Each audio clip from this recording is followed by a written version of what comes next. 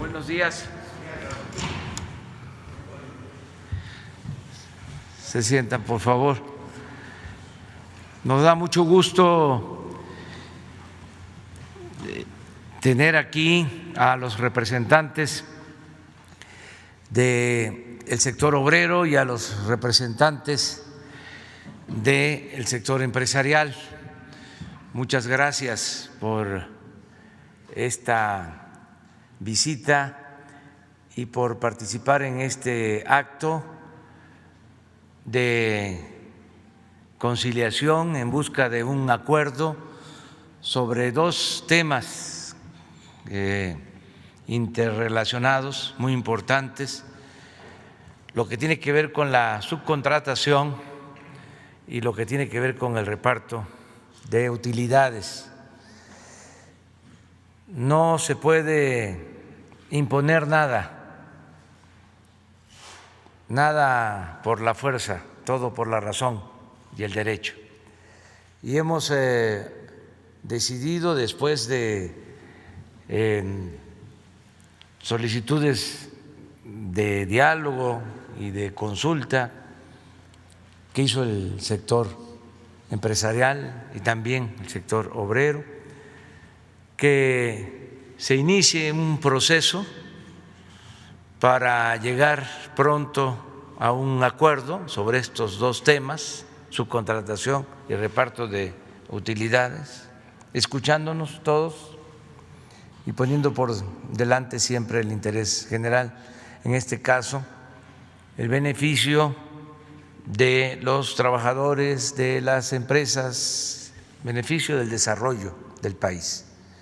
Entonces, muchas gracias por aceptar este encuentro para suscribir un documento y empezar ya el proceso de consulta para que en el próximo periodo ordinario de sesiones, porque ya no va a haber tiempo, eso se le va a notificar y se le va a pedir respetuosamente al Congreso de que nos esperen,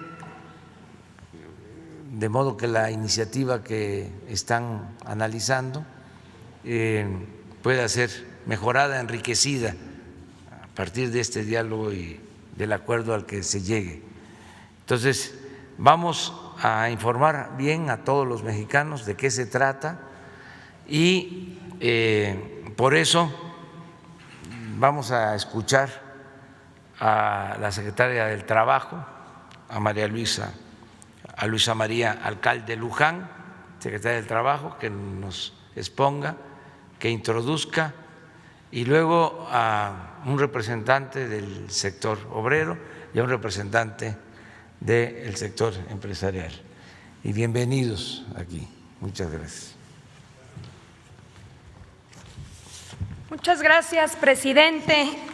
Agradecer que nos acompañen el día de hoy representantes de los trabajadores, de las trabajadoras y también representantes de empresarios, empresarias y compañeros del gabinete, titulares de las diferentes dependencias que hemos venido trabajando de manera muy intensa desde el primer día de esta administración y en estas últimas semanas para resolver este tema de la subcontratación en nuestro país. Como es sabido, hace algunas semanas el presidente de la República presentó ante el Congreso de la Unión una iniciativa para regularizar y poner orden en materia de subcontratación en nuestro país, derivado de crecientes abusos que afectan a las y los trabajadores, a la hacienda pública, a los institutos de seguridad social y también a las empresas que sí cumplen y que enfrentan una competencia desleal. Este fenómeno lo hemos también asociado a una caída importante que se registra en el mes de diciembre también la vimos cuando inició la suspensión de labores derivados del COVID-19 y este fenómeno de dar de baja, a veces incluso hasta nóminas enteras y afectar así a los trabajadores en nuestro país. A partir de la iniciativa se generó un diálogo con los sectores que no es nuevo, ya tenía algún tiempo de haberse iniciado y discutido, pero que hemos intensificado para buscar acuerdos y compromisos que nos permitan avanzar en este objetivo de regularización. Voy a permitirme leer los acuerdos que hoy firmaremos entre el sector empresarial, el sector de los trabajadores y el Gobierno de México respecto a la subcontratación. Se integra de 4 puntos. Primero, las partes están de acuerdo y se comprometen a resolver el problema del abuso de la subcontratación de personal. Las empresas del país iniciarán de inmediato el proceso para regularizar sus plantillas en el marco de la iniciativa de ley presentada por el Ejecutivo Federal. Número 2. El esquema de reparto de utilidades en el marco de lo planteado por la iniciativa del Ejecutivo, en la que no se podrá subcontratar personal, no ha quedado suficientemente definido ni socialmente debatido. En consecuencia, se necesita tiempo suficiente para una discusión abierta entre los sectores para definir un sistema de reparto de utilidades justo, equitativo y que evite la discrecionalidad en su pago. Se iniciará dicho proceso de consulta para ser resuelto previo a la discusión de la iniciativa. Número 3.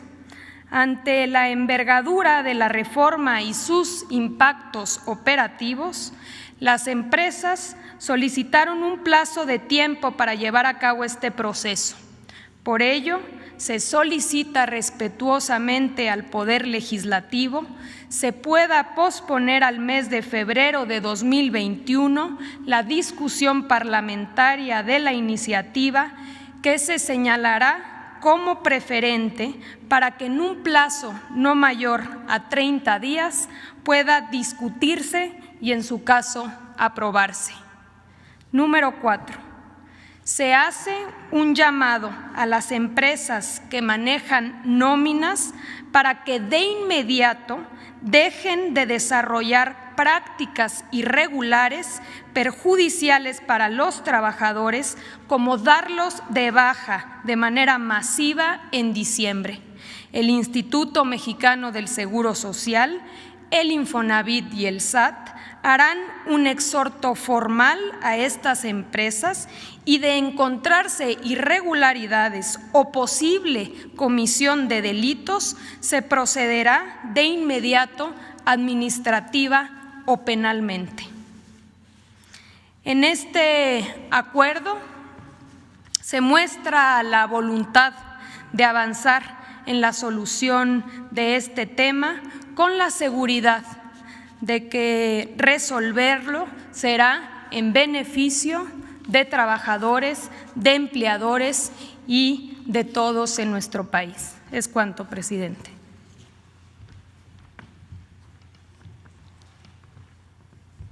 Bueno, de acuerdo al programa,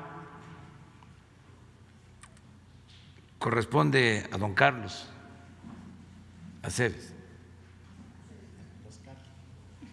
Carlos Aceves.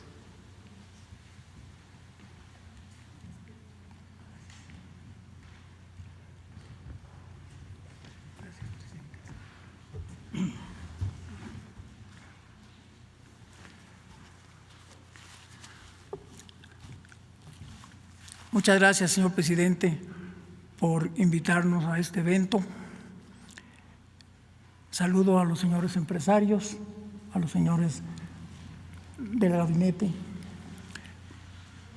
a mis compañeros de distintas organizaciones sindicales que el día de ayer me hicieron el honor de elegirme para que yo hablara a nombre del sector obrero.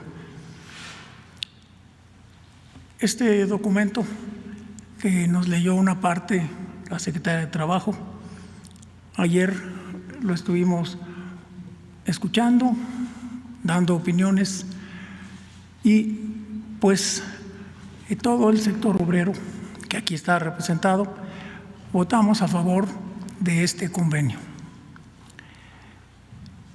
No es algo que pensemos que se va a resolver de un plumazo. Esto tiene mucho tiempo de que inició y pues se fue cambiando de a quién iba la utilidad de esas empresas y a quién afectaba. Desde luego que afectaba a los trabajadores. Vimos también de qué forma se puede, para que no sea de un plumazo, que simplemente se diga hoy están y mañana ya no, y estuvimos todos de acuerdo. Por eso, hoy yo hago un llamado al sector empresarial para que de la misma forma que nos hemos entendido durante tantos años, lo hagamos esta vez también, porque pues siempre estamos más cerca de los acuerdos que de los desacuerdos. De esto depende mucha gente. No todas las empresas tienen outsourcing, pero algunas lo tienen y la verdad han abusado de él. Yo diría que hay un outsourcing blanco y ya hay un outsourcing negro, a donde incluso, pues lo que ya decía la secretaria, en este mes empiezan a dar de baja a la gente para no pagarle su aguinaldo. Para el sector de los trabajadores es fundamental no solamente hacer peticiones, sino ver el futuro del país. Creemos que con los esfuerzos que estamos haciendo todos, el país va a salir adelante. Creemos que esta iniciativa que ya se mandó a la Cámara de Diputados, pues en su tiempo saldrá, y qué bueno que hay un tiempo de espacio para quienes tienen este tipo de problemas, pues los puedan resolver.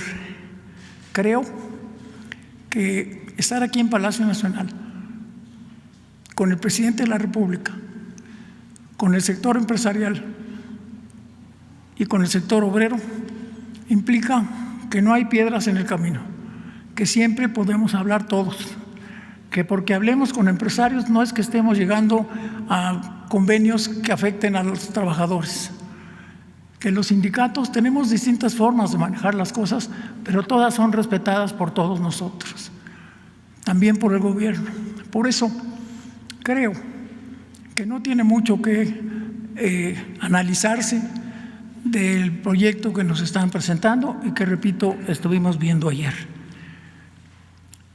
Yo represento a la Confederación de Trabajadores de México, soy secretario general y soy presidente del Congreso del Trabajo. Pero aquí no es esa mi posición. Los compañeros de distintas organizaciones obreras que están aquí, que algunas veces no pensamos igual, pero al final sí nos componemos, nos entendemos. Ayer salimos convencidos de que esto, para bien de México, pero fundamentalmente para bien de los trabajadores y sus familias, se tiene que resolver. Yo espero que haya pues una buena postura de quienes tienen que también votar o también decidir, que son los empresarios, para que terminemos con este asunto. Yo agradezco mucho que se me dé la palabra y solicito que todos pongamos lo mejor de nosotros. Muchas gracias.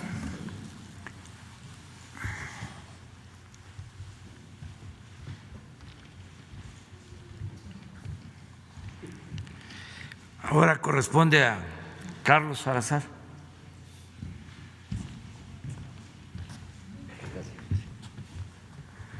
Muchas gracias, señor presidente. Muy buenos días a todos.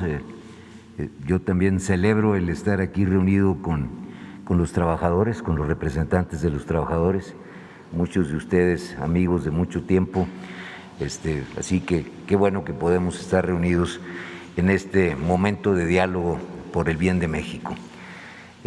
Agradezco enormemente en todo este proceso la acción tan profesional, tan bien dirigida de la Secretaria del Trabajo para poder permitirnos un diálogo también, yo creo que profundo en todos los temas y que de alguna manera nos haya permitido llegar a tener una visión distinta de lo que puede suceder a futuro.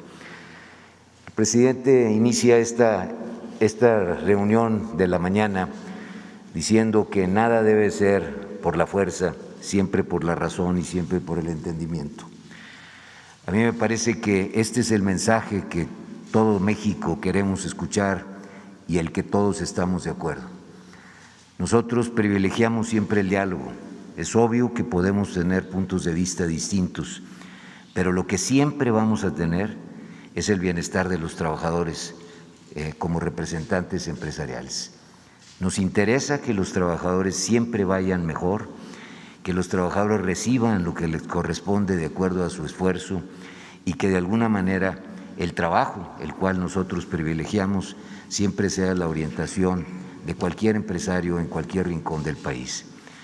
Por eso siempre estaremos en contra de cualquier acción, cualquiera, no quiero saber de dónde ni cómo, que vaya en contra del trabajador. Nosotros siempre hemos privilegiado esto y basados en esos principios y en esa visión es como estamos intentando establecer un diálogo enormemente responsable que nos permita proteger al trabajador y al mismo tiempo hacer que las empresas puedan ser eficientes, puedan ser flexibles, puedan ser productivas. Hemos encontrado un espacio de tiempo y hemos encontrado, y también le agradecemos esto, presidente, que nos permita tener la posibilidad de poder este diálogo que no tenga un momento o como aparentaba que iba a tener, que iba a concluir situaciones en las cuales nosotros, tanto el trabajador o el empresario, nos podíamos sentir a disgusto con la conclusión. Esto nos permitirá, sin duda, mejorar cualquier propuesta que se haya hecho. Nos permitirá poder manejarnos mucho mejor, entender mucho mejor las consecuencias de esta iniciativa y nos dará el tiempo, como usted mismo, como la secretaria nos lo explicó en el acuerdo que vamos a firmar, a tener el tiempo para adaptar a las empresas de una manera adecuada y también a los trabajadores en cuanto al tipo de nóminas que van a buscar. Insisto que los empresarios jamás defenderemos cualquier irregularidad. Lo que queremos es esto y lo que privilegiamos y buscaremos siempre es este tipo de actitud que hoy aquí se centra, que es la actitud al diálogo, la actitud a la comunicación, la actitud a llegar siempre por mejores propuestas para el bien de nuestro país. Así que tenemos cosas que celebrar antes de que lleguen los días de Navidad y esto es que podemos estar sentados en una mesa de diálogo junto con nuestros compañeros representantes de los trabajadores y junto con la autoridad. Así que se lo agradecemos enormemente y estoy seguro que la conclusión que le presentará el Ejecutivo a la Cámara de Diputados en el mes de febrero será una mucho mejor propuesta que la que originalmente partimos o de la que originalmente partimos. Este es un tema muy revisado, muy diagnosticado, muy discutido y estoy seguro que con todo esto vamos a llegar a conclusiones muy favorables para todos. Muchas gracias otra vez a la secretaria, a su equipo, un equipo definitivamente muy profesional y muchas gracias, presidente, por permitirnos siempre estos espacios para poderle explicar a toda la opinión pública, al pueblo de México, como usted dice, las acciones que estamos intentando hacer todos los sectores por el bienestar de nuestro país. Muchas gracias.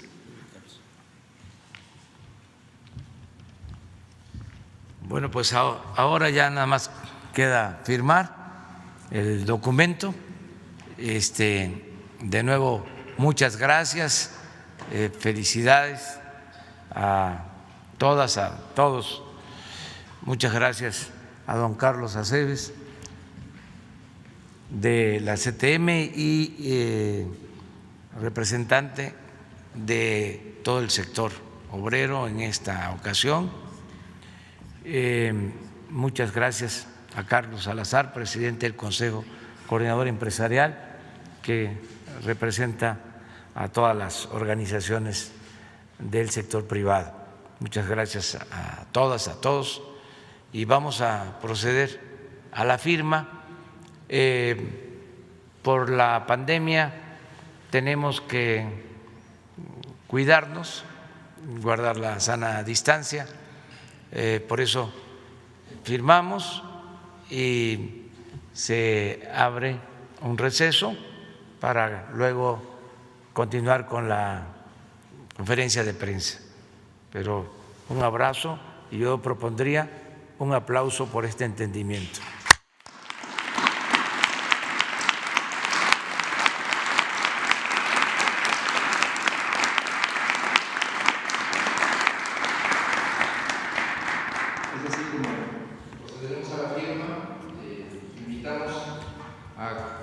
Isaías González Cuevas, de la Confederación Revolucionaria de Obreros y Campesinos, si puede pasar, por favor.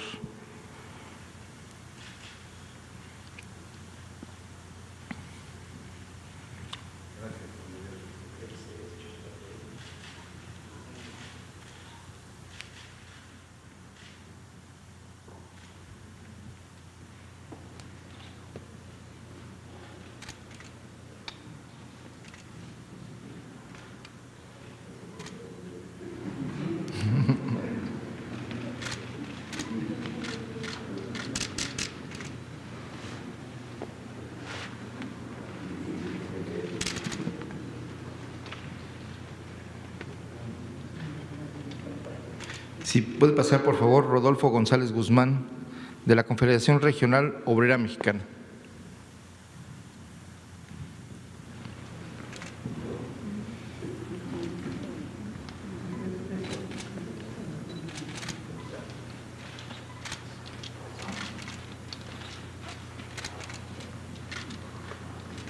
Si puede pasar, por favor, Francisco Hernández Juárez, del Sindicato de Telefonistas de la República Mexicana.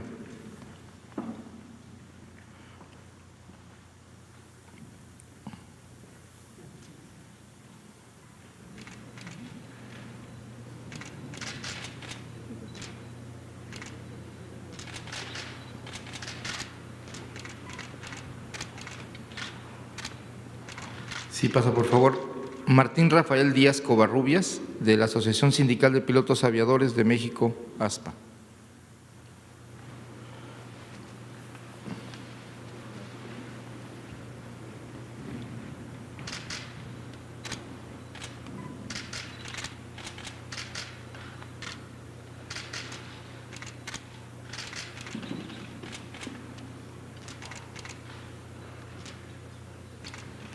Si puede pasar, por favor, Agustín Rodríguez Fuentes, del Sindicato de Trabajadores de la Universidad Nacional Autónoma de México.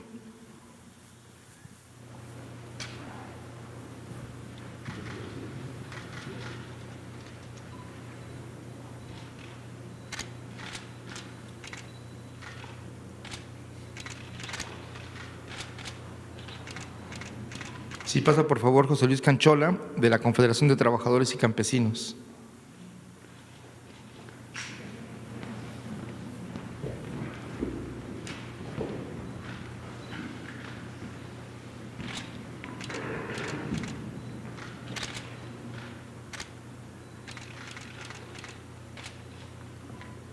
Si pasa, por favor, Pedro Oases Barba, de la Confederación Autónoma de Trabajadores y Empleados de México, CATEM.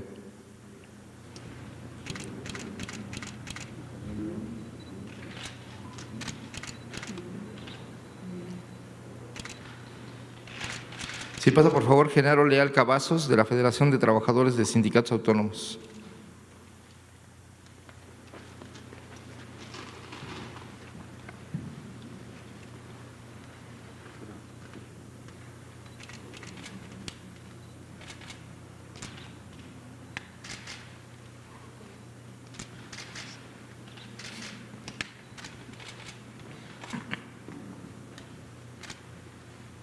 Si pasa, por favor, Felipe Vázquez Tamés, de la Federación Nacional de Sindicatos Independientes.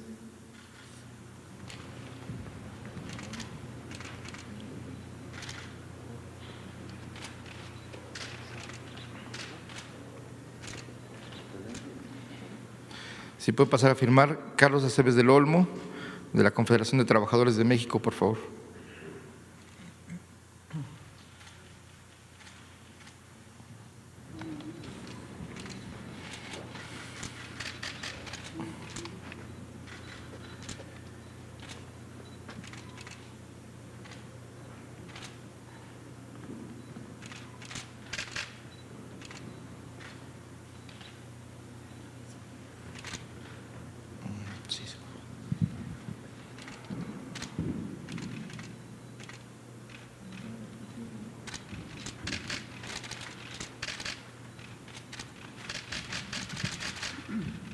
Invitemos a los representantes del sector empresarial.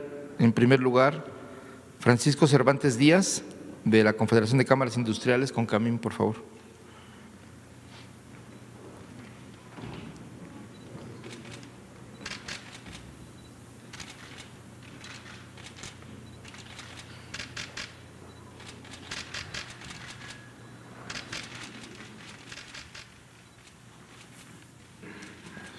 Si puede pasar, por favor, el arquitecto López Campos, de la Confederación de Cámaras Nacionales de Comercio, Servicios y Turismo, con Canaco.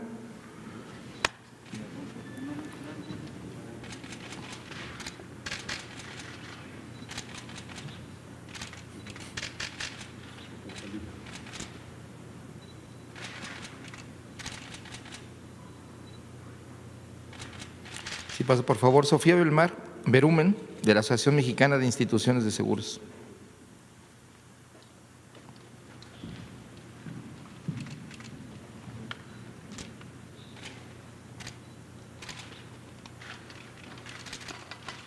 Invitamos a Antonio del Valle Perochena, del Consejo Mexicano de Negocios, a firmar.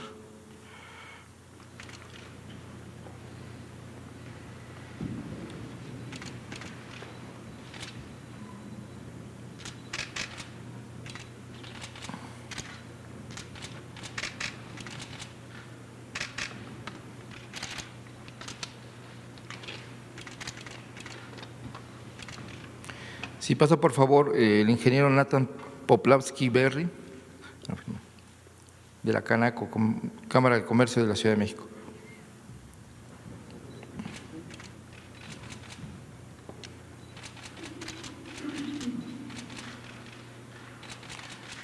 Invitamos a pasar a Álvaro García Pimentel Caraza, de la Asociación Mexicana de Instituciones Bursátiles.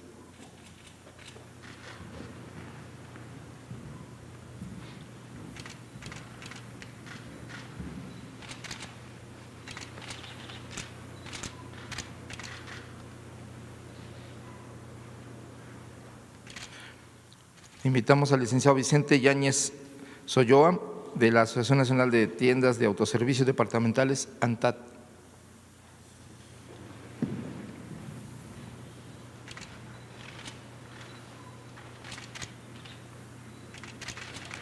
Invitamos al licenciado Carlos Salazar Lomelín, del Consejo Coordinador Empresarial.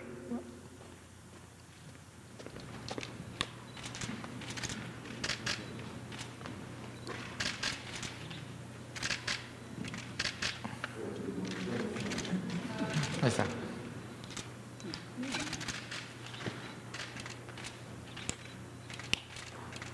Queremos agradecer al licenciado Valentín Díez Morodo, del Consejo Empresarial Mexicano de Comercio Exterior, Inversión y Tecnología, por participar en este evento, pero no pudo asistir. De todos modos, agradecemos su firma posterior. Y procederá ahora a los representantes del Poder Ejecutivo. Invitamos a Luisa María Alcalde Luján, secretaria del Trabajo, por favor.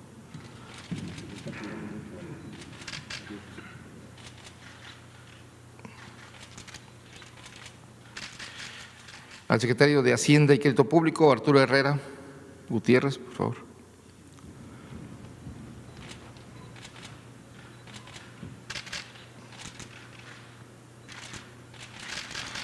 A Raquel Buenrostro Sánchez, del Sistema de Administración Tributaria.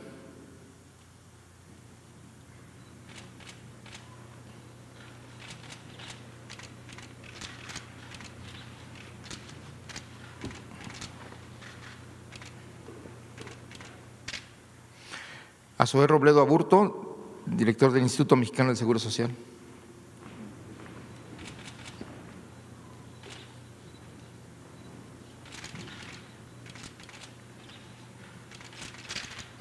A Carlos Martínez Velázquez, del Instituto del Fondo Nacional de la Vivienda para los Trabajadores, Infonavit.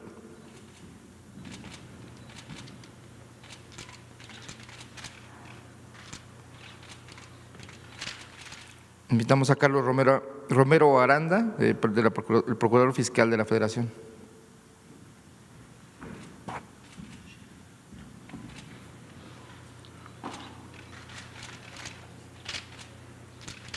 Invitamos al presidente constitucional de los Estados Unidos mexicanos, licenciado Andrés Manuel López Obrador, a firmar el documento.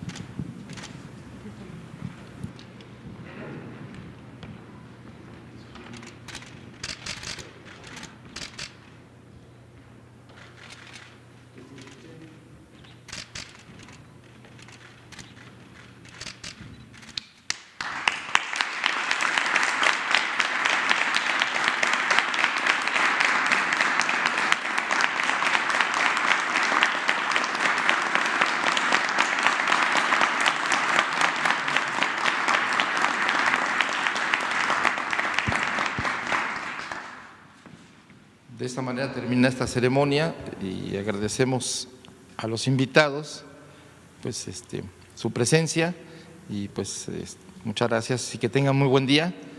Vamos a dar paso a la conferencia de prensa de todas las mañanas del presidente Andrés Manuel López Obrador. Gracias y felicidades.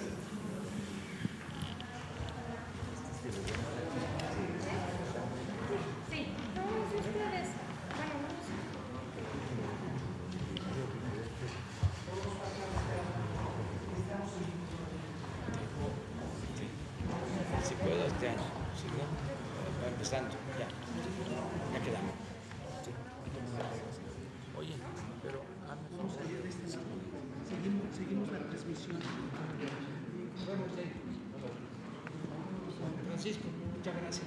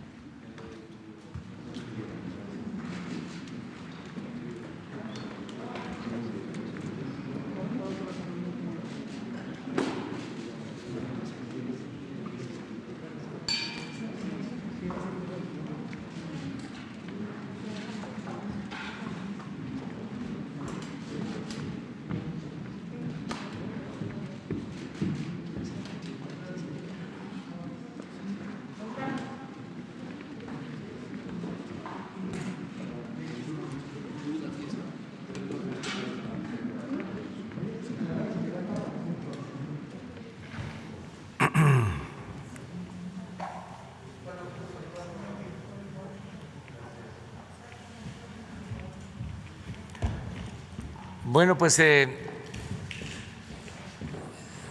reiniciamos la conferencia. Vamos a abrir para preguntas y respuestas. Ya ustedes se enteraron sobre este acuerdo que es importante y hay otros asuntos también que tratar. Entonces, sí, adelante. ¿Qué tal, presidente? ¿Cómo está? Buen día. Carlos Guzmán de Aba Noticias. Pues sobre el tema, ¿qué implicaciones tiene esto? Obviamente se cambia para febrero la fecha en el tema del outsourcing en el legislativo, pero ¿qué otras cosas implica? Ya se nos hablaba también de que inmediatamente las empresas se comprometen a suspender este tipo de prácticas. Si nos puede hablar específicamente del tema del outsourcing, que es algo muy importante, finalmente ¿se va a acabar, se va a regular? ¿Cuál es el acuerdo, presidente? Bueno, el acuerdo es de que tengamos un diálogo entre las partes, que se amplíe el plazo de diálogo para llegar a un acuerdo, tanto el sector obrero como el sector patronal, sobre este tema, porque está relacionado lo de la subcontratación con el reparto de utilidades. Entonces, en la iniciativa original no se incluyó lo del reparto de utilidades porque son cosas distintas, pero el sector empresarial solicita que se trate también el tema. Desde luego, no para quitar el derecho, que es una conquista de los trabajadores, establecida en la Constitución, el reparto de utilidades, sino para que no haya discrecionalidad y se cumpla con el mandato constitucional. Entonces, se invitó a los representantes del sector obrero y se convino en enviar pues una solicitud respetuosa al Congreso para que se posponga el análisis, la discusión y, en su caso, la aprobación de la iniciativa de ley que enviamos sobre la subcontratación. Hay acuerdo en general de que no debe de existir esta subcontratación de manera discrecional, sin límites, y que se debe de evitar el abuso que se ha hecho. Yo creo que en eso se logró un acuerdo. Los empresarios no están, como aquí se acaba de decir, defendiendo a quienes hacen mal uso de la subcontratación, que afecta a los trabajadores. Ellos están porque se resuelva este asunto que se fue creando por la práctica ilegal, inmoral de despedir a trabajadores y no reconocerles sus prestaciones, sobre todo de fin de año, en este mes de diciembre, el que despidan a trabajadores sin entregarles aguinaldo, sin el reparto de utilidades. Entonces, se va a resolver esta situación, hay ese acuerdo, y solo se va a buscar un mecanismo justo, equitativo, ¿sí? Eficaz para cumplir con la obligación de entregar reparto de utilidades a los trabajadores.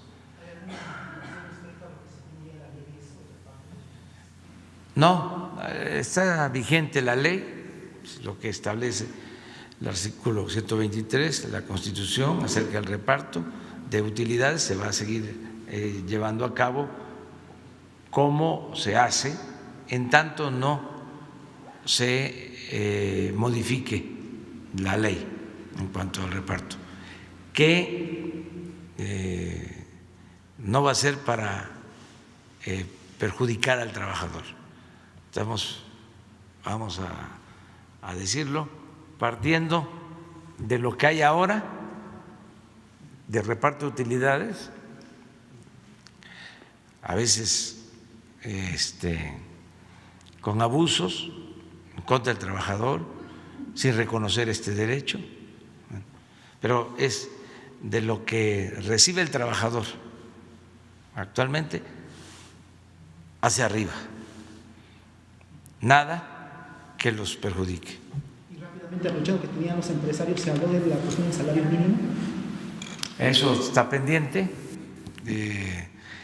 Estamos también dialogando sobre eso, sobre el incremento del salario mínimo. La comisión que se hace cargo de este tema está trabajando. También no se puede adelantar nada, pero es justo y necesario el que se aumente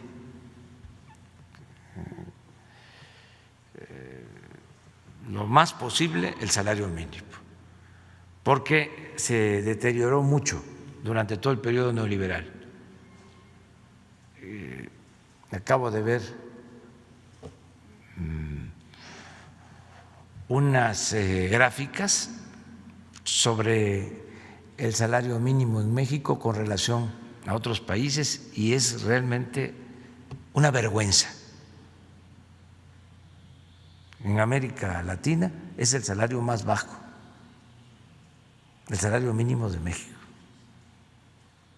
Aún con los 2 años que llevamos de aumentos que han sido históricos, aumentos de el 30% en términos reales. Pero aún con eso estamos hasta abajo con relación a otros países. Entonces, se tiene que seguir recuperando el poder de compra, el poder adquisitivo del salario. Y también en esto hay acuerdo de parte de los empresarios. Lo que se está analizando es cuánto, pero eso en su momento se va a dar a conocer.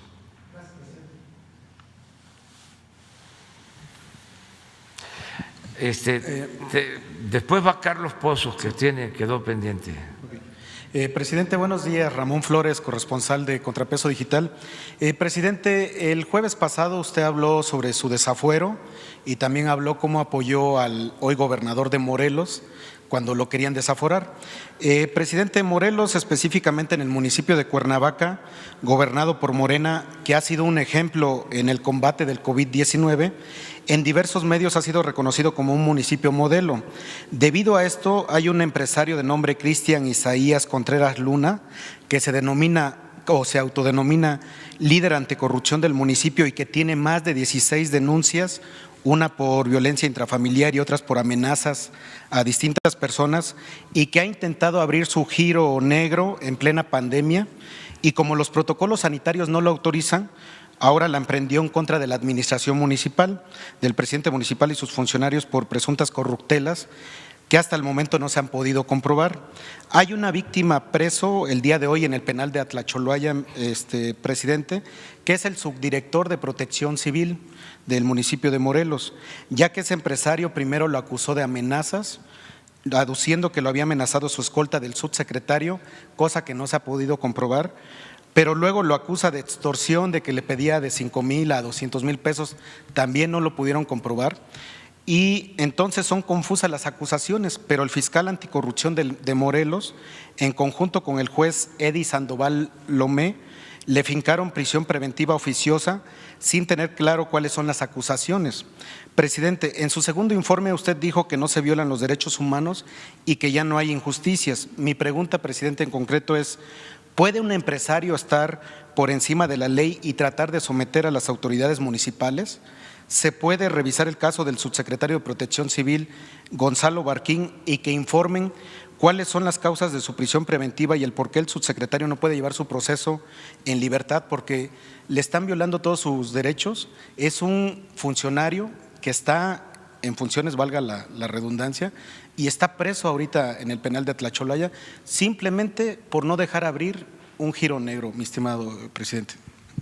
Pues sí, vamos a revisar el caso. Ofrecemos que la Secretaría de Gobernación lo va a atender. Le das la información a Jesús y se busca que sea atendido este asunto por Alejandro Encinas, subsecretario de Gobernación. Aquí traigo todas las pruebas, no sé si nos pueda recibir el subsecretario Encinas después de la mañanera, porque la verdad es que los están extorsionando. Hay un video en redes, que ahorita yo se lo voy a entregar a través de Jesús, donde les mandaron a hacer el video y le dicen así textualmente que el subsecretario de Protección Civil diga lo que se ha robado el presidente municipal o si no van a atentar en contra de su familia. Y eso ya es muy grave porque es un video que está en redes, pues. Sí, de inmediato, o sea, hoy te atienden, ¿sí? En Gobernación. Ok. Presidente, mi segundo planteamiento es, en los sismos del 2017, muchas personas fueron afectadas, incluyendo los maestros, alumnos y trabajadores de la Universidad Pedagógica Nacional, perteneciente a las unidades en la Ciudad de México. Durante este tiempo han estado buscando bienes inmuebles acordes al servicio de educación que ellos prestan. Hasta el momento, sin poder encontrar un lugar digno en donde trabajar, incluso los quieren juntar con otros 2 planteles en un solo edificio que no cumple con las condiciones de seguridad para poder ejercer su trabajo, y ahorita también le voy a entregar las pruebas. Señor presidente, mi pregunta es, ¿se les puede construir o conseguir instalaciones acordes a las actividades que realizan estas unidades de la Ciudad de México de la Universidad Pedagógica Nacional? Sí, vamos viendo. Con el secretario de Educación, con Esteban Moctezuma, y se busca si hay algún edificio, por lo general siempre hay, para que puedan tener su plantel educativo. Y si no, se ve la manera de que se construya, pero lo vemos, es una responsabilidad nuestra.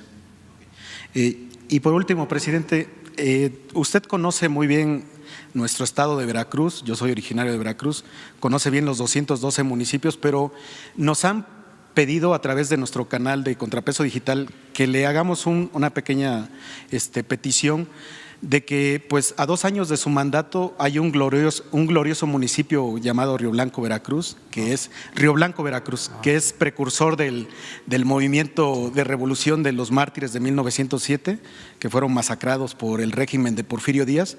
Le están solicitando si a 2 años de su mandato usted podría ir a la conmemoración este 7 de enero allá al municipio de Río Blanco, Veracruz, porque es algo esencial para los habitantes de Río Blanco, Veracruz, porque parece ser que es un municipio estigmatizado, porque después de que se levantaron en contra del régimen de Porfirio Díaz, pues han sido olvidados por más de 100 años, ¿no? Entonces, lo que le piden es participar en la Cuarta Transformación. Ahorita está gobernado por Morena también, ya se quitaron el yugo del PRIAN, pero le solicitan si podría ir usted a la conmemoración del 7 de enero este próximo mes que viene. Gracias. Sí, vamos viendo cómo está la agenda. Sí, me gustaría mucho ir. He estado varias veces. Claro que conozco la historia de los trabajadores de Río Blanco, de esa huelga histórica que fue reprimida en enero de 1907, después de Cananea. Fueron las 2 huelgas que expresaron la inconformidad que había de los trabajadores por las condiciones injustas de explotación del porfiriato, sobre todo en la industria textil no solo Veracruz, sino Puebla, Tlaxcala, hubieron huelgas porque tenían que trabajar 16 horas, salarios pues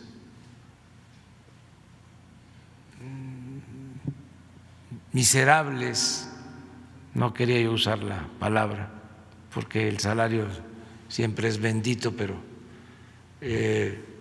salarios muy raquíticos, trabajaban hasta los niños, y cuando se llevan a cabo todas estas manifestaciones, estas huelgas, pues se reprime a los obreros, se asesina masivamente a obreros. Hay un testimonio de un periodista de ese entonces que en los vagones de ferrocarril llevaban a los cuerpos de los obreros masacrados a tirarlos al mar, a Veracruz, para que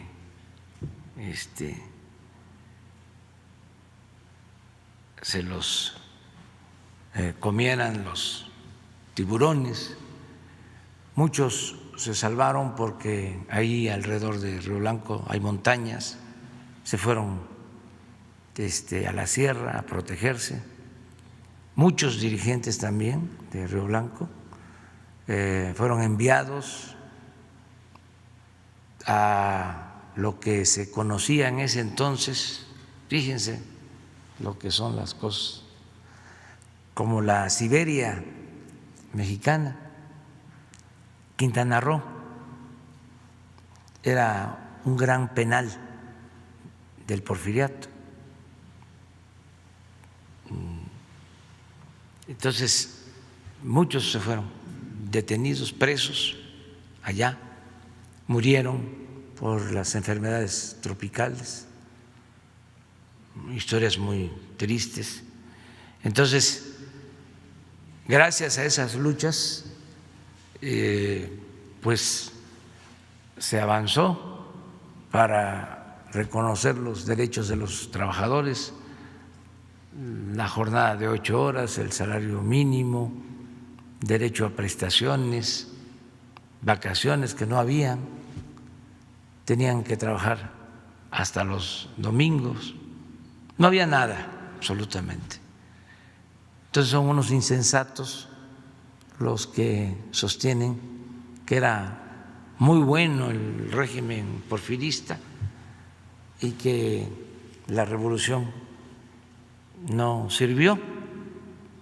Creo que no analizan bien las cosas, ¿no? La revolución fue muy importante. Claro, hubo pérdidas de vidas humanas, violencia, muchos sacrificios, pero no fue en vano. Entonces, si puedo, de acuerdo a la agenda, voy a Río Blanco. Es histórico Río Blanco. Ahí comenzó su campaña precisamente por este hecho Francisco I. Madero, ¿sí? Y lo respaldaron los obreros. Entonces, vamos a tomar en cuenta la invitación para ir a Río Blanco. Muy bien. Carlos Pozos. Muy buenos días, presidente de todos los mexicanos. Su servidor Carlos Pozos, reportero de La Molécula Oficial y columnista para la revista Petróleo y Energía. Buenos días para quienes nos ven y nos escuchan. Antes que inicie con mi sesión de preguntas, quiero recordarle que usted hizo favor de autorizar hace unos meses atrás la edición de este libro desde Neftalí Celis, es Furor y Mansedumbre, y habla pues de la historia de nuestro país. El autor ha hecho un esfuerzo y ha financiado un pequeño tiraje y le manda estos ejemplares para usted, para su señora esposa y para Jesús, y en espera pues de que se pueda destrabar esta edición. Y también comentarle, presidente, que los periodistas del Club Primera Plana pues estamos un tanto nerviosos porque también no hemos tenido respuesta al tema de comodato del inmueble o alguna oferta para otro lugar digno. Entonces nada más esperaremos eso. E inicio con mi primera pregunta, señor presidente. En días atrás, consejeros electorales como José Waldenberg dicen que usted gobierna autoritariamente, presidente. Acusan que no entiende los límites que marca la ley para el ejercicio del poder. Dicen que el mayor reto es lograr que el presidente se ciña a las reglas de no difundir publicidad oficial durante las campañas políticas, y las conferencias mañaneras son un mecanismo de promoción de las acciones del gobierno.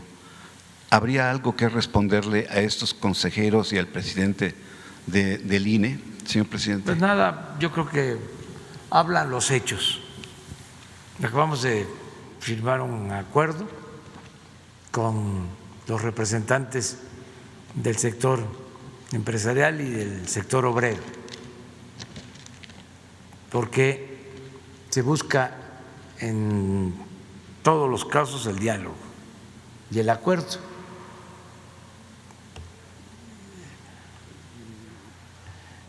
Si fuese la nuestra una actitud autoritaria, pues ya enviamos la iniciativa, ¿sí? Y los legisladores tendrían que, porque esa es su función, que analizar y en su caso aprobar la iniciativa, sin tener que escuchar a nadie, sin diálogo. Eso sería, por ejemplo, una actitud autoritaria o insensible, ¿sí? Pero no actuamos así. Lo acabo de decir, nada por la fuerza, todo por la razón, el derecho. ¿Por qué es la molestia de los intelectuales orgánicos? Porque estamos llevando a cabo una transformación. Y ellos convalidaron al régimen de corrupción, de injusticias, de privilegios, el régimen antidemocrático que predominó por cerca de 40 años.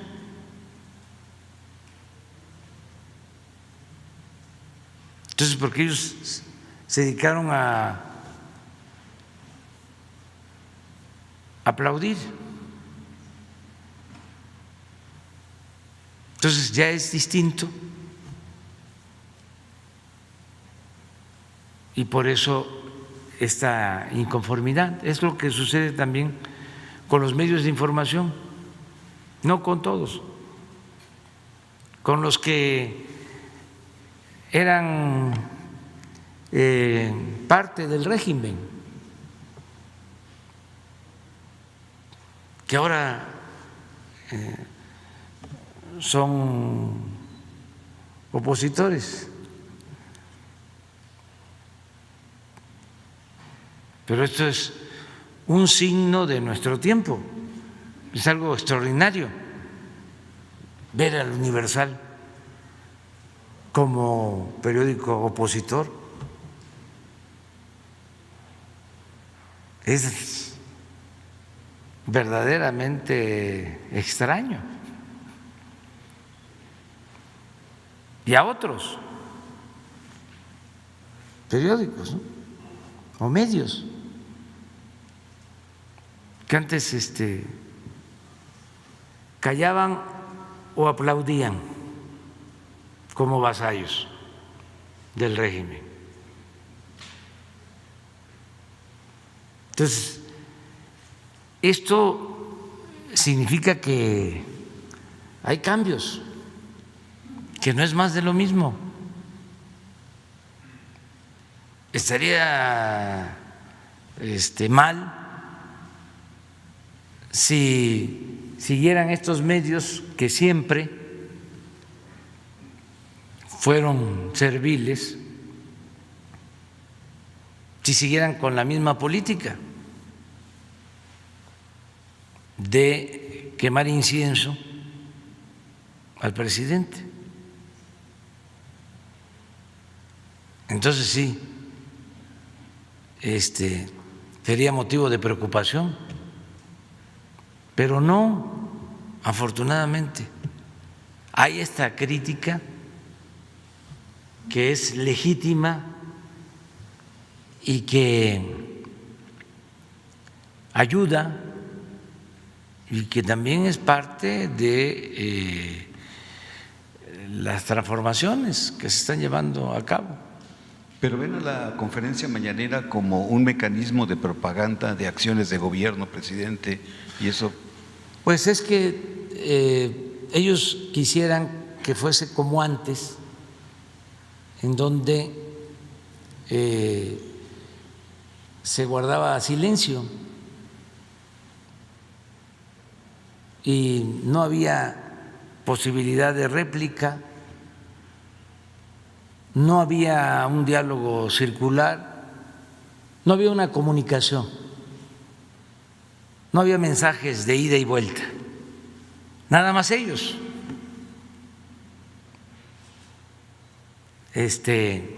Editorializaban, ¿no?, lo que hacen actualmente. Vean un periódico, vean el Universal hoy. No lo he visto, pero no hace falta. Me lo imagino. Vean el Reforma.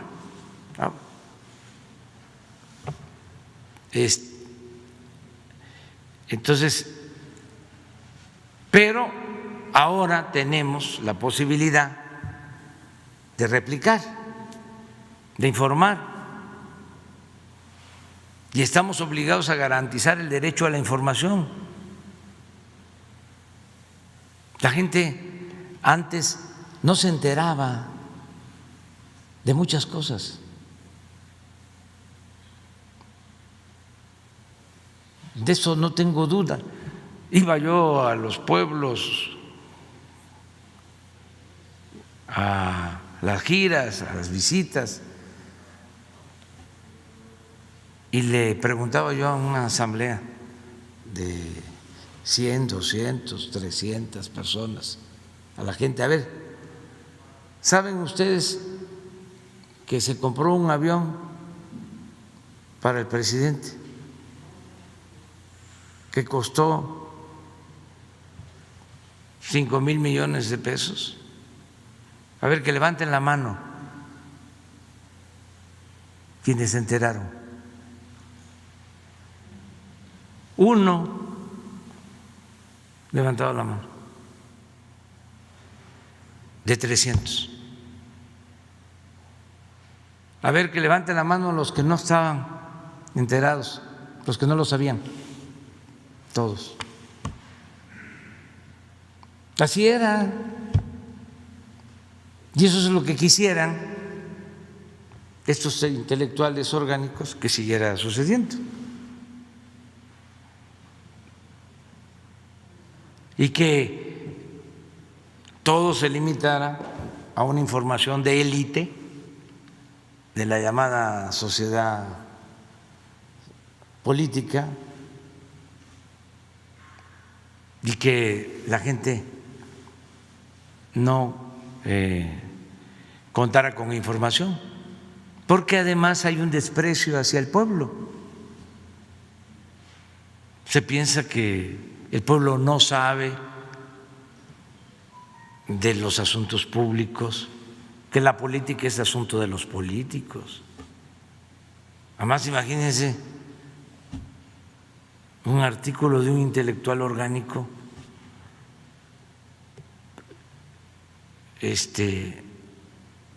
pues no lo van a entender la mayoría de la gente. Como escriben, a veces dicen, para que el pueblo comprenda, supuestamente porque no tiene buen nivel educativo, dicen, bájale, y no, es súbele, escribe bien, escribe para el pueblo. Entonces, con sus tecnicismos, estoy haciendo hasta un diccionario de las nuevas palabras del periodo neoliberal, los nuevos términos, y del periodo post-neoliberal. El otro día que estuvimos en una reunión con los jefes de estados, el G20, me llamó la atención una palabra que se usaba mucho, que tiene que ver con integración, o con no, pero la repitieron varias veces. De esas de moda, como resiliencia, esas también. A ver, ¿qué cosa es la resiliencia? No. Ah, sí, pero a ver, yo lo propongo para que la gente que nos está escuchando, ¿sí? Porque está de moda. Otra que antes no se usaba y ahora se usa mucho, empatía. Hay simpatía o hay antipatía, pero esta es empatía. Pero esta que me voy a acordar. Entonces, imagínense un intelectual orgánico en su escrito hablando de la resiliencia y estoy tratando de acordar porque me llamó la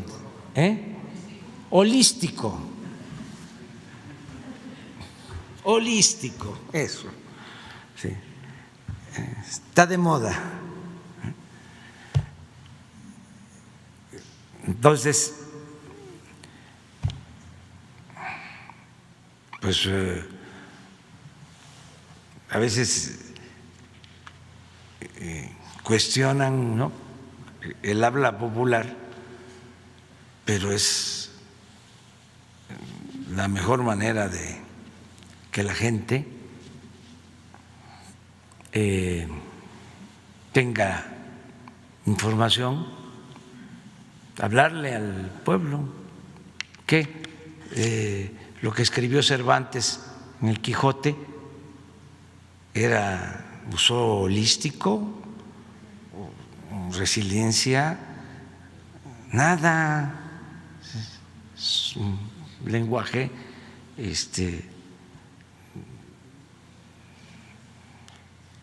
accesible, el lenguaje del pueblo, buen castellano. Pero bueno, ese es otro asunto. Pero que nos permitan seguir informando a todos los ciudadanos. Es una obligación, además, que tenemos como autoridad, informar. Señor presidente, en este espacio nos ha dicho usted que el mayor robo a la nación que se haya cometido fue el tema del Fobaproa. Carlos Cabal Peniche, en contubernio con gobiernos neoliberales, le pagaron una deuda por más de 50,000 millones de pesos. ¿Qué opinión le merece a usted que este polémico personaje tabasqueño ahora se diga cercano a su proyecto? Pues no está cercano al proyecto nuestro. Él tiene actividades empresariales, pero no existe ninguna relación con nosotros. Al menos yo no lo veo pues desde hace como 30 años. O sea, por si hace falta aclararlo, o sea, no lo he visto. Bien, presidente. Y mi última pregunta, señor presidente, y recalco, presidente de los Estados Unidos mexicanos, porque así lo dice nuestro escudo nacional y porque así lo dice nuestra Constitución. Presidente, 6 gobernadores aliancistas violan el numeral número 1 de la Constitución, que prohíbe la celebración de alianzas o coalición de estados, así como el artículo 128 constitucional, que establece que todo funcionario público, sin excepción, antes de tomar posesión, protesta guardar y hacer guardar la Constitución y las leyes que de ella emanen. Jaime Rodríguez, gobernador de Nuevo León, amenaza con la figura del general Bernardo Reyes. Igual el gobernador de Jalisco dice que no acatará la estrategia de la lucha contra la pandemia. Presidente, ¿considera usted que buscan a México estos gobernadores aliancistas balcanizar a nuestro país, o bien está en marcha una estrategia de golpe suave que consiste en abatir la voluntad política de su gobierno a través de la difusión de mentiras y un boicot informativo para regresar a los métodos de sexenios neoliberales? Mire, la verdad que no tenemos una oposición muy fuerte. Además, los conservadores han actuado por la vía pacífica, no ha habido violencia. Entonces, no hay nada que temer, tiene que haber oposición, si no sería una dictadura, no habría democracia. Es legítimo que haya gobernadores que están en contra de nosotros, como es el caso del gobernador de Jalisco, como es el caso del gobernador de Nuevo León, de Tamaulipas y otros. Es normal, es consustancial a la democracia.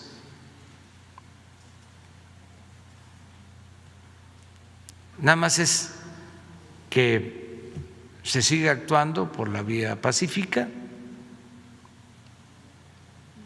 y en el marco de la Constitución, de las leyes, y que haya debate, diálogo,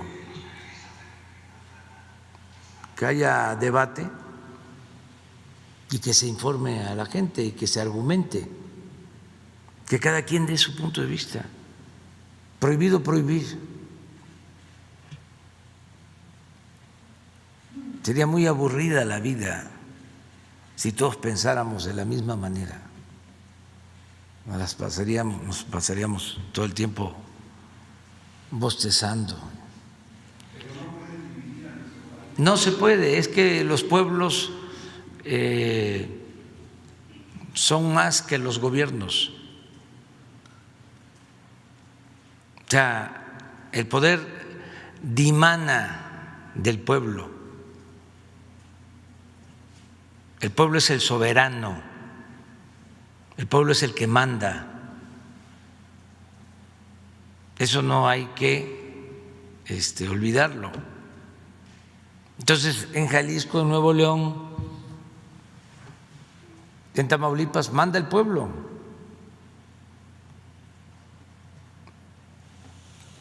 Nosotros somos representantes del pueblo, pero el pueblo tiene en todo momento el derecho de cambiar la forma de su gobierno. El pueblo pone, el pueblo quita.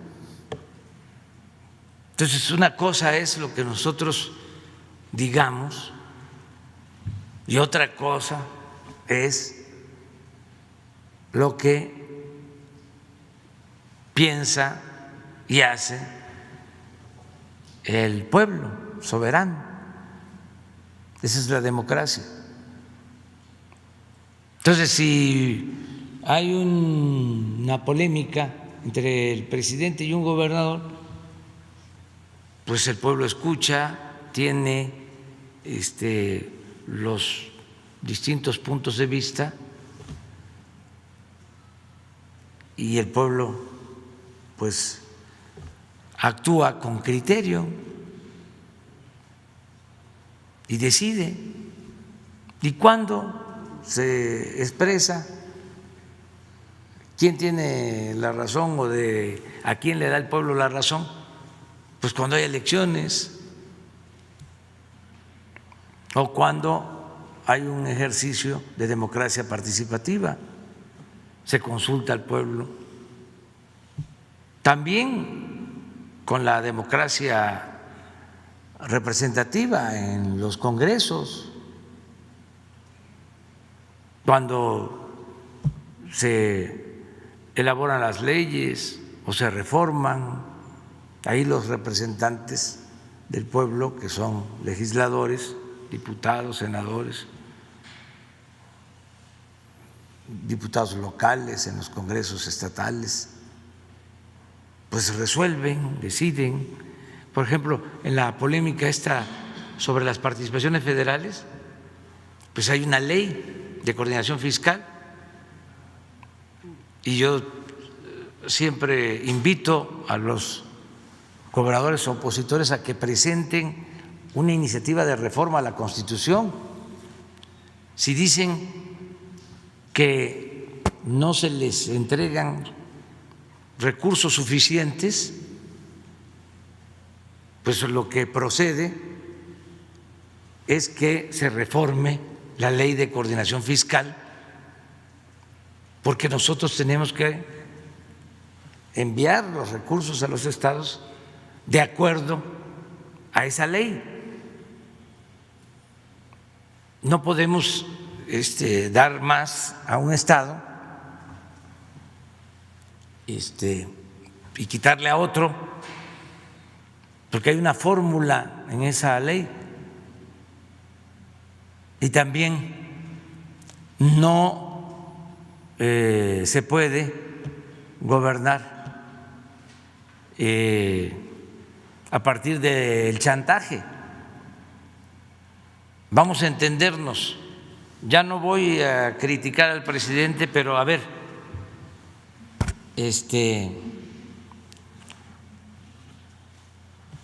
¿cuántos recursos adicionales nos van a enviar? Lo que diga mi dedito. O sea, es lo mismo de los medios, ¿no? Ya no voy a tener convenio de publicidad. Aguántate, ya vas a ver. Ahí va la campaña, todos en coro, ¿no?, a criticar. Pero si hay convenio, nos entendemos. Pues no, porque un convenio, para que no critiquen al presidente,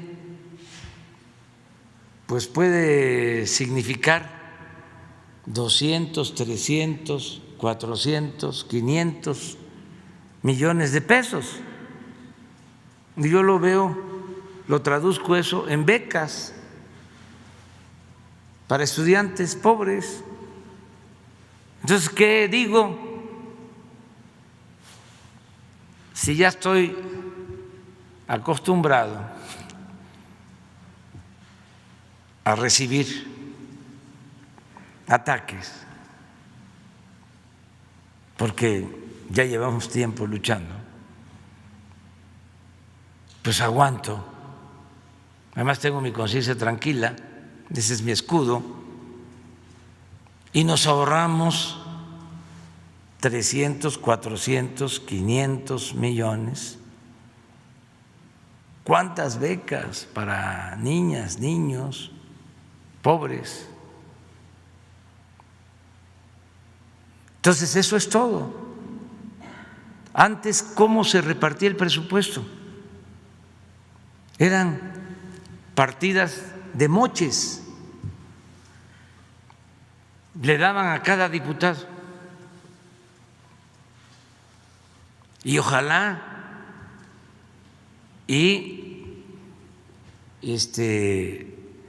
nuestros adversarios de la prensa conservadora, fifí, corrupta, me desmintieran, dijeran que no es cierto,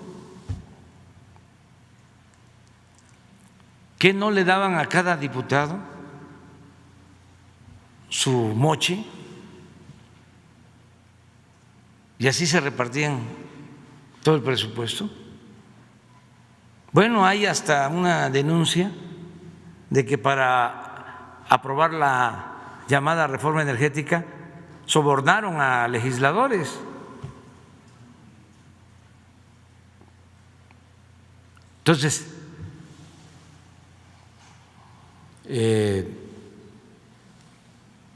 no crean, el resistir también significa ahorrar, liberar fondos para el desarrollo, para el bienestar del pueblo. Lo otro es repartir el presupuesto, maicear, para que todo el mundo aplauda, pero ¿y la gente?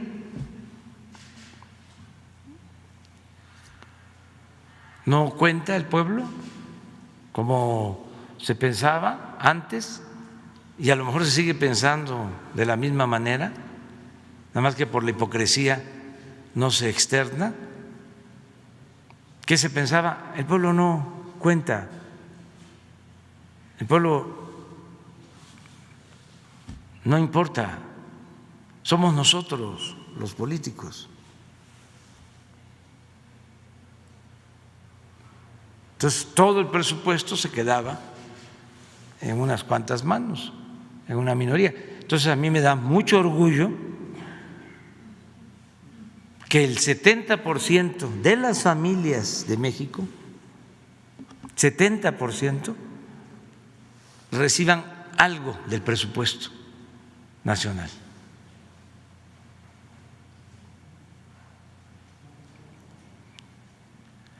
Que aunque sea una cantidad mínima, están recibiendo, ya sea en un programa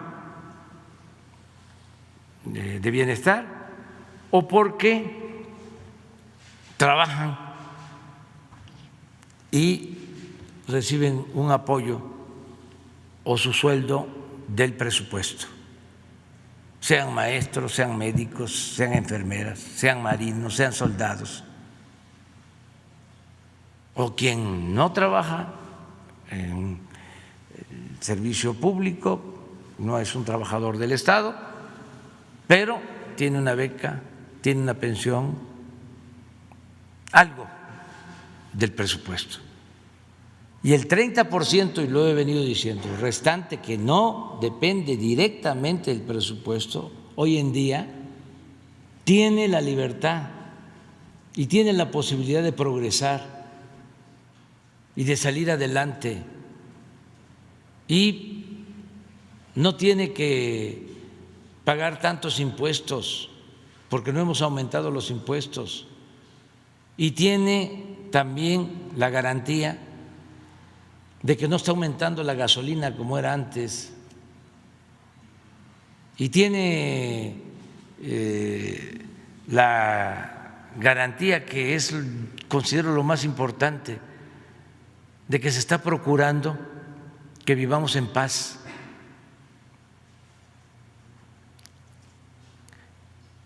Y todavía más profundo que eso, el que está mejor económicamente, que pueda sentirse muy satisfecho por estar viviendo en un país en donde lo principal es la bondad, el amor al prójimo, el amor al semejante. Imagínense eso. Eso no tiene que ver con lo material, pero es muy satisfactorio vivir en un país con justicia, en un país donde se ayuda al pobre, se le da la mano al necesitado. Eso es. Entonces, vivir en una sociedad mejor, que es lo que estamos buscando, procurando. Pero para eso hay que acabar con la corrupción, hay que acabar con el influyentismo, hay que acabar con la impunidad, y eso cuesta, pues, a algunos entenderlo. Están acostumbrados a los privilegios, a no pagar impuestos. Ayer les decía yo, llevamos 2 años y hemos cobrado impuestos atrasados por 750,000 millones de pesos. 750,000 millones de pesos en 2 años. Porque antes los de arriba no pagaban impuestos. Entonces, pues por eso están molestos.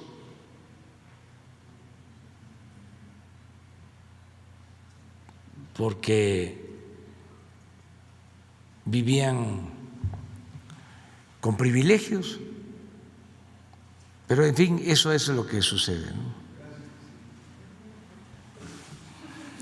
Nuria. Hola a todas y a todos, soy Nuri Fernández de La Caracola y mi pregunta tiene que ver con pensar salir de la pandemia con políticas que combatan el neoliberalismo. Y entonces está la propuesta en el G20 que hizo usted de aminorar la carga de la deuda, tanto en capital e intereses, para los países pobres, y también de que los intereses para los países de mediano desarrollo sean iguales que los de los países desarrollados, porque son mayores. Y ahora que se menciona lo del outsourcing, y usted hacía referencia a cómo aquí el salario mínimo era como el de Haití, a nivel internacional, hay otro rubro en el que hay un atraso muy grande, y ese rubro es el gasto social. Aquí se destinaba el 3% del presupuesto al gasto social. En los países de Europa o en Cuba se dedica cerca del 30% del presupuesto al gasto social. Ahora se está dedicando el 10% al gasto social. Pero mi pregunta es la siguiente: con todas las medidas que se están tomando, por ejemplo, la compra de vacunas o la contratación de más personal de salud, o dedicar el dinero que se está recuperando de la gente que se lo robó a los pobres, está aumentando ese porcentaje que se dedica al gasto social? ¿Han hecho ustedes el cálculo de cuánto es ahora el gasto social real? Es decir, lo que se destina a salud, educación, vivienda y apoyar a la gente. Sí, ha aumentado, pero hace falta, como tú lo mencionas, porque hay gastos fijos, o sea, compromisos que ya están establecidos, ¿no? Por ejemplo, del presupuesto, se tiene que destinar del presupuesto nacional a estados y municipios. Son las participaciones federales. Eso se le conoce como gasto no programable, que es una cantidad importante. Pero bueno, es presupuesto, esto es para beneficio de todos los mexicanos. Y luego hay lo que se destina al pago de servicio de la deuda, que eso sí es preocupante porque son como 700,000 millones de pesos del presupuesto. Entonces ahí va descontándose, ¿no? Ya una cantidad considerable. Luego está el llamado gasto corriente, lo que cuesta mantener al gobierno, que antes era muchísimo en proporción al presupuesto general, porque fueron creando aparatos y aparatos en el gobierno con este propósito de cooptar, para decirlo elegantemente, maiciar, para decirlo coloquialmente. Entonces, para todo, oficinas, organismos con directores, subdirectores, asesores, sueldos elevadísimos. Entonces, el gobierno llegó a estar ensimismado, es decir, el presupuesto era para mantener al gobierno. Los sueldos, imagínense comprar un avión que ahora no lo podemos vender porque es pues extravagante. Si fuese un avión normal no costaría trabajo venderlo, pero fue hecho para el presidente en turno, especial, un avión que tiene posibilidad de transportar a 240 pasajeros, lo convirtieron en un avión para 80, porque pues tiene recámaras y tiene oficina y sillones así, que no son las sillas de los aviones comerciales. Entonces, pues ahí se iba todo, los sueldos, todavía tenemos ese pendiente, porque hubieron quienes ampararon y lograron amparos, y todavía hay ministros que están ganando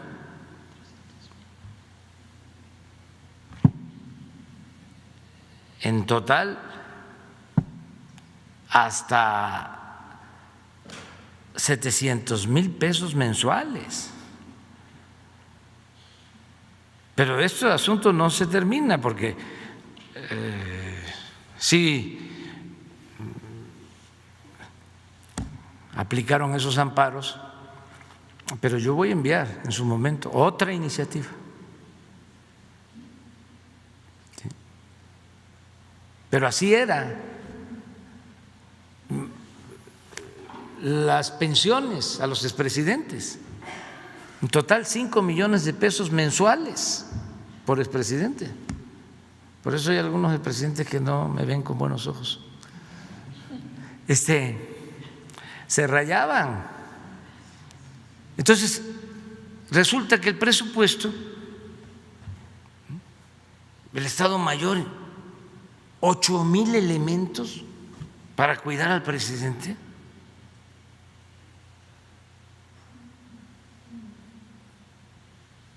Entonces, todo eso con cargo al presupuesto, a costillas del erario. Entonces, lo que quedaba para inversión, pues era muy poco. Y lo mismo lo que significaba la inversión para el bienestar, para lo social, para la educación, para la salud, lo que le entregaban a la gente. Además, los pocos programas que había estaban podridos por la corrupción, no llegaba el apoyo a la gente. Entonces, ahora estamos liberando fondos. ¿Cuánto? Pues ya una cantidad considerable. Ya lo que es inversión en educación, en salud, los programas sociales, los programas de bienestar, ya implican un porcentaje muy importante, mucho más, ¿no? Pero todavía falta. Todavía no es suficiente. Y acerca de lo que comentabas del salario, a ver si Luisa María nos manda la gráfica. Sí, de cómo están los salarios en México o cómo está el salario mínimo en México con relación a otros países del mundo.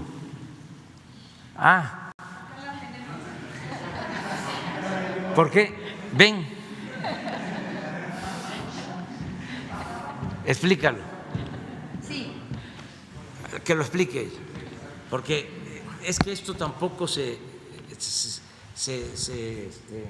sabe, que no se decía. Aquí en esta gráfica vamos a presentar 3 gráficas distintas. Aquí podemos ver una comparación. Estamos, si me… Pero esa está muy complicada. Esa está muy complicada, la de la tabla, ¿no? Sí, bueno, no, sí, ese es el lugar. Primero. Veme. Aquí podemos ver 1980, 1990, 2000, 2010 y 2020. Y México es la línea verde.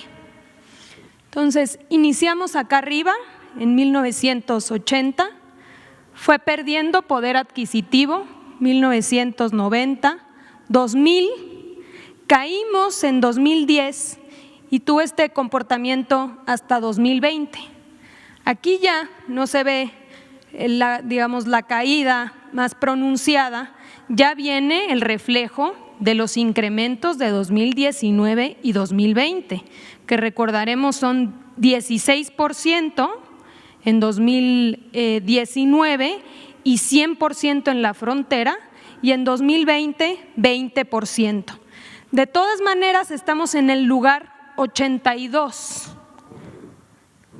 Si vemos la otra, aquí podemos verlo igual, 1980, lugar 12. En el mundo, estamos hablando del comparativo mundial, entonces número 12, 1980, caímos al lugar número 30 en 1990, adelante, De 1990 fuimos cayendo hasta… Hay una antes, nada más para ver en 2000, aquí hasta lugar 48 en el 2000 y luego caímos en 2010 adelante hasta el lugar 81. Todavía perdimos un lugar más para 2020, ¿no? Entonces, con un plan de recuperación, la idea es que podamos ir recuperando el poder adquisitivo que perdimos durante estas 4 décadas. Sí, si podemos mostrar las otras.